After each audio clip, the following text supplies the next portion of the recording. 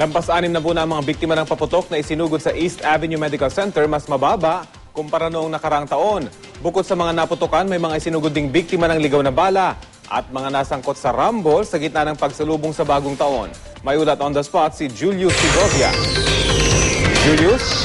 Rafi, kumpara noong isang taon ay mas kukunti raw ang bilang ng mga naputukan na dinala dito sa East Avenue Medical Center ngayong 2013. Sa pinakahuling talangan ng ospital, 67 na raw yung nabiktima ng firecracker-related injuries. Higit itong mababa sa nai-record noong isang taon na 138, pero hindi pa raw tapos ang bilangan, Rafi. Hanggang January 5 pa kasi ang official count ng East Avenue Medical Center sa mga dinadala sa kanila na nabiktima ng paputok. Gayunman, kumpiyansa si Dr. Emmanuel Bueno, ang hepe ng Trauma Center ng East Avenue Medical Center, na hindi na ito mahihigitan pa ang bilang ng isang taon. 55 sa mga nabiktima, mga lalaki, habang 11 naman ang babae. Karamihan sa mga napuruhan, mga batang edad 10 pababa. Ang ipinagbabawal pa ring Piccolo, Rafi, ang numero 1 sanhi ng firecracker-related injuries. 23 ang nabiktima nito. 6 naman ang tinamaan ng ligaw na bala, kasama na ang 7 taong gulang na si Stephanie Nicole Elia. Under observation pa rin ang bata matapos tamaan ng stray bullet sa kanyang ulo. Ayon kay Dr. Bueno, hindi raw pwedeng ura-uradang operahan ng bata, lalo pat namamaga ang kanyang utak sanhi ng bala. Kailangan daw munang mag-improve ang kondisyon nito bago isailalim sa operasyon. Samantala, Rafi, 2 lalaki naman ang nabalatan ang mga daliri matapos pulutin ng hindi sumabog na paputok. Nang kapanayamin kanina, nakainom daw sila ng damputin ang paputok. Samantala, patuloy na dumarating pa rin dito sa East Avenue Medical Center ang mga pasyente, pero hindi na mga biktima ng paputok, kundi mga naaksidente at napasali sa rambulan.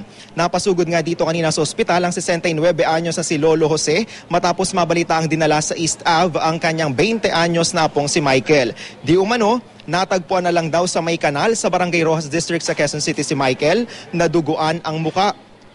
Ang hinalangan ni Lolo Rafi ay posibleng napaaway raw ang kanyang apo. Ilan namang motorista ang sinugod din dito sa East Avenue Medical Center matapos umanong masangkot sa aksidente. At sa kasamaang palad nga, binawian kanina ng buhay ang isang security guard na nagmomotorsiklo matapos mabangga ng isang SUV.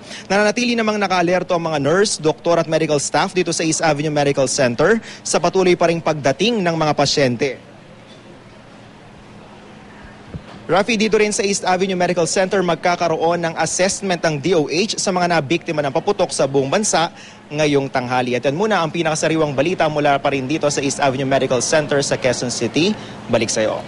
Julius, kumpirmahin ko lang yung mga impormasyon, yung batang tinamaan ng ligaw na bala. At totoo ba na hindi lang iisa yung kanyang tama?